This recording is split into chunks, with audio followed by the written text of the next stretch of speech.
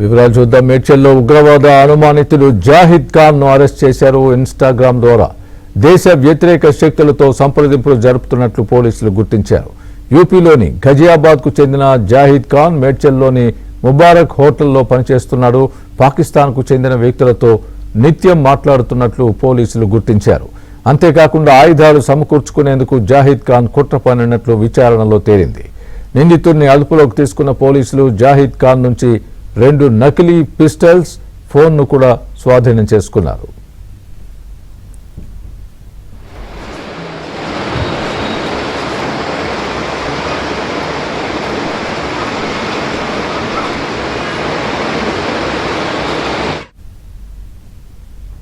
ఇదే అంశానికి సంబంధించి పూర్తి అప్డేట్ మా క్రైమ్ కరెస్పాండెంట్ ప్రవీణ్ చెప్తారు.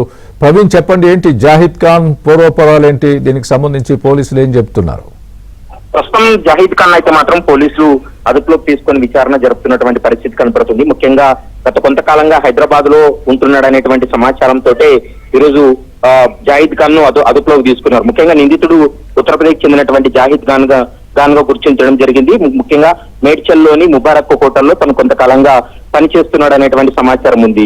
ఫైజల్ అనేటువంటి స్నేహితుడి ద్వారా కొన్ని నెలల క్రితం మేడ్చల్ వచ్చి జాహిద్ ఖాన్ ఇక్కడ పనిచేస్తున్నాడు.